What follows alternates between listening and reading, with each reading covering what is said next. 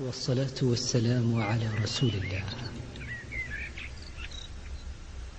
سبحان الله وبحمده عدد خلقه ورضا نفسه وزنة عرشه ومداد كلماته. أصبحنا وأصبح الملك لله. السلام عليكم ورحمة الله وبركاته. وبركم يا أحلى وأجمل متابعين وإخوات في الدنيا، يا رب تكونوا بخير كلكم وبصحة وسعادة يا رب العالمين. مساء السكر، مساء السعادة، مساء كل حاجة حلوة عليكم. أهم حاجة في الفيديو دوت تصلوا على النبي عليه أفضل الصلاة والسلام، وعايزاكم كده تذكروا كتير كتير في الفيديو دوت، وتحطوا لي اللايك بتاعي منكم فضلا وليس أمرا. ولو أول مرة بتتفرج عليا جديد أتمنى تشترك في القناة عشان يوصلك كل جديد بنزله هنزله إن شاء الله. النهارده بقى كده هو بصراحة هي حاجة غريبة، بس يعني ايه هنعملها، يعني هنعملها من الأكلة اللي أنا ولا كنت أصلا يعني من المستحيلات ان انا اكلها، ومن المستحيلات كمان ان هي كانت تدخل بيتنا، او ان حد يعني اشوفه بيطبخها ولا كده، ولا اكلها اصلا في البيت ولا برا البيت كمان. قلت بقى ايه، بابا كان طالب كده كوباية قهوة، قلت هعمل له كوبايه القهوه ديت، وبقى هشوف انا هعمل غدا ايه واظبط الدنيا كده. بس هعمل له كوبايه القهوه الاول، وطبعا كنت محضره دنيتي بقى، كنت محضره الخضار ومحضره بقى البهارات وكل حاجه. بس لحد دلوقتي انا مش هقولكم اللي انا هطبخ ايه. والله العظيم يا جماعة الطبخة ديت انا ولا كنت بحبها، ولا كنت يعني ان انا في يوم من الايام ان انا افكر ان انا اكلها، ولا ان هي تدخل بيتنا كده بالساهل، وكمان انا اللي اطبخها واكلها واكل بابا بس بقى وماما لو منها. جربتوها بالطريقة اللي انا هعملها ديت هتنبهروا والله العظيم بان انتوا يعني كنتوا للناس اللي هي ما كانتش بتاكلها وكده هتنبهر بان هي ازاي ما كانتش بتاكلها. وبصراحة بيقولوا ان هي مفيدة، فيها فيتامينات كتيرة جدا ومغذية وكل حاجة. بصوا بقى، هي ماما كده طلبت معايا، كانت رايحة تجيب كبدة ولحمة، فلقيت هناك كده اللي هو البتاع اللي اسمه فشة، تمام. وكان في بقى هناك بقى انواع اللي نفسكوا فيها كلها كانت موجودة هناك. فماما قالت مشكلة جايبة طبق كبدة وطبقين لحمة وطبق من اللي هو الفشة دوت اللي احنا هنعمله، كام حاجة كده، كام صنف يعني. وايه هنعملها يعني النهارده وكده. طبعا الخضار بتاعها او يعني المكونات اللي هنعملها، طبعا بصل وطماطم وفلفل والحاجات يعني اللي احنا هنحتاجها، والبهارات بقى هقولكم عليها. بس طبعا اول حاجة بنحط شوية مية مغليين، بنغليهم يعني وكده عشان نسلقهم فيها، لان طبعا هي بتشد، فلازم ان هي تتسلق وبعد كده شوحيها. وهقولك تشوحيها ازاي عشان تطلع معاكي كده ما تحسيش باي زفاره خالص، ولا تحسي ان هي يعني فشه ولا اي حاجه من دي، ان انت تكوني قرفانه منها وانت بتاكليها. بصوا بقى، وصلى على النبي عليه افضل الصلاه والسلام. هنا طبعا القهوه كانت فارت مني وانا بغسل الفشه، فما يهمش بقى، ربنا يعود علينا. فصبيت كده، طلعت معايا كوباية وربع، فصبيتهم ونرجع كده المرجعنا تاني. كان معايا بقى بصل وطماطم وفلفل هخرطهم ترنشات.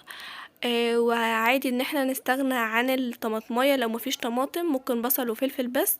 اهم حاجة تعلقي كده على شوية مية سخنين، وهتحط في المية السخنين دول ايه، هتحطوا فيهم فلفل اسمر والورق رولة، وقولوا معايا فلفل اسمر وورق لورا وحبهان، ولو حابة ان انت تحط قرنفل فحطي، تمام.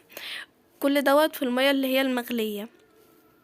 طبعا بعد ما بتحس ان هي غلت وخلاص وغلت كويس، تنزلي بقى بالفشة بتاعتك، طبعا بتكون مغسولة وكده. فانا عملت كده والمية كانت مغلية ونزلت بيهم. فبعد ما بتخلصيها كده وتجسيها كده بظهر المعلقة او بأي حاجة، وتلاقيها ان هي استوت او تحس ان هي استوت، فخلاص طلعيها، لان هي لسه هتتشوح ولسه هتستوى مع الخضار والبصل والطماطم والحاجات دي كلها. هنا طبعا كانت المية غلت معايا، ونزلت بقى بالورق لورا وبالفلفل الاسمر وبالحبهان. دول انا كنت مستكفية بيهم، مكنتش حابة ان انا احط اي حاجة تانية. جيت بقى هنا طبعا كنت غسلاها، هنزل بيها على طول. طبعا انتي اول ما بتنزلي بيها بتحس ان هي كبرت كده، لان المية السخنة يعني عامة بتكش الحاجة في حاجات وحاجات، فاهمين ازاي؟ يعني مثلا السجق بتحس ان هو ما بتيجي تحطيه كده في المية المغلية بتحس ان هو بيكش كده، بيصغر. والكرشة برضو نفس النظام. فحطيتها بقى كده في المية المغلية وسبتهم. ان هما يتسلقوا. الله اكبر، الله اعظم. اذان الظهر، اذان الظهر، اذان المغرب. طبعا يا جماعه انا كنت قايله لكم على المنتدى النهارده ان انا احتمال ما انزلش اي فيديوهات لان كنت عند عمي، وكنت خايفه ان انا اتاخر، ولو كنت اتاخرت ما كنتش هعرف ان انا انزل لكم حاجه. بس الحمد لله بفضل ربنا، يعني ربنا امر ان انا اجي النهارده بدري واسجل لكم على الفيديو يعني وكده. هنا طبعا كنت بقى لسه بخلص في الخضار يعني وكده، اللي هو البصل والطماطم والفلفل. وزي ما قلت لك ان انت بايدك ان انت تستغني عن الطماطميه دي، بس انا هعملها كمعامله الكبده بالظبط. بقى بالبهارات بتاعتها، حطي بقى بهارات لحمه وانتي بتشوحيها، وحطي بهارات فراخ الموجود عندك يا ده، وفلفل اسمر وملح وكمون وحاجات من دي، وظبطوا الدنيا بحيث ان انتي ولا تكوني شامه ليها ريحه ولا تكوني حاسه اصلا ان هي فشه. يعني انتوا فاهمين ازاي؟ عامليها كمعامله الكبده بالظبط. يعني هتشوحيها بنص معلقه من السمنه، ولو في حته ليا، بس طبعا احنا مش عايزين سمين لان بابا ما ينفعش معاه الاكل السمين خالص خالص. فحطيت كده نص معلقه من السمنه. لو في عندك ليا وحابه ان انت تحطيها فحطيها، بتبقى حلوه برضو. نص معلقه من السمنه، وهتنزلي بقى طبعا بالفشه بتاعتك. بتكون طبعا بقى خلاص ان هي دخلت في السوا، ولو هي جايه معاكي كبيره تقطعيها طرنشات، بس هي جايه في الطبق بتاعها اللي هو الفل جايه فيه طرنشات وكده. فهنا بقى طبعا البوتاجاز كان معصلج معايا، هو معصلج معايا بقاله اسبوع. كمان والله لسه جاي جديد يعني ما كملش السنه. هنا بقى حطيت النص معلقه من السمنه، وهنزل بقى على طول بالفشه، وبعد كده هتنزلي بالبصل والطماطم والفلفل والبهارات بتاعتك. طبعا البهارات بقى بايدك ان انت تشكلي، يعني بصي ابدعي في البهارات بحيث ان انت ما تشميش ليها ريحه ولا تحسي اصلا ان هي فشه. صلوا على النبي يا جماعه عليه افضل الصلاه والسلام. هنا بقى خلاص كنت نزلت بقى بيها، هسيبها تتشوح تشويحه خفيفه خالص، وبرضو ما تحاوليش ان انت تنسيها وتسيبيها كده على النار علشان بتتلدع بسرعه. نزلت بقى هنا بالبصل، هسيبه كده يدبل شوية، وهنزل بقى طبعا بالفلفل وبالطماطم. طبعا النهاردة اول مرة يا جماعة، النهاردة يعني اول مرة اجرب اصلا الطريقة ديت، او ان انا اعملها، او ان اصلا الفشة دي تدخل بيتنا. كان من المستحيل ان هي تدخل بيتنا اصلا، ولا ان احنا ناكلها. جيت بقى هنا بوريكم البهارات. كنت حاطة بهارات فراخ وبهارات لحمة، وكنت حاطة فلفل اسمر وكمون وملح.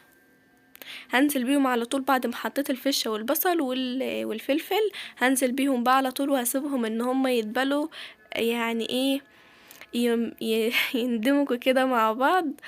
وخلاص ان انت تحسي ان هم البصل والطماطم والخضار والحاجات دي كلها عرقت، وتحس ان هي خلاص. هتنزلي بقى طبعا بالطماطم، وهتسيبيها بقى كده شويه كمان اللي هي برضو تندمج معاهم مع البهارات.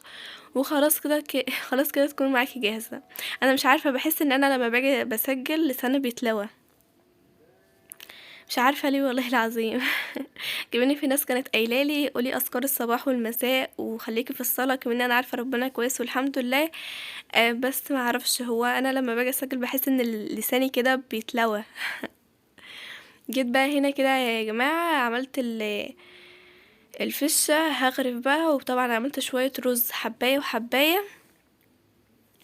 كنا امبارح عاملين رز بشعرية، فمش قصة رز بشعرية يعني. عملت حباية وحباية طبعا بقى مع شوية بطاطس مع مخلل، والدنيا هتمشي. صلوا على النبي يا جماعة عليه أفضل الصلاة والسلام.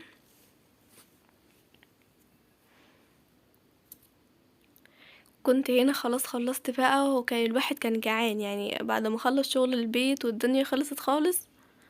فيعني تحس ان انا كنت يعني مستعجلة لان بابا كان لسه جاي من الشغل، وخلاص كنت يعني فصلت. حباية بطاطس بقى، اي حاجة الموجود يعني عندك، شوية خضار، حتة حدقة. حاول ان انت تحبركي تحبركي كده في الاكلة، بحيث ان انت يعني ما تحسيش ان انت قرفانة وانت بتاكلي كده، لان بتبقى اول مرة، فتحسي ان انت كده مش متعودة عليها، وتحسي برضه ان انت حاسة بحاجة غريبة. بس البهارات اللي انا حطيتها غيرت طعمها خالص. اتمنى النهارده الوصفه تعجبكم، ولو عجبتكم اعتبوا علينا باللايك والاشتراك في القناه، والسلام عليكم.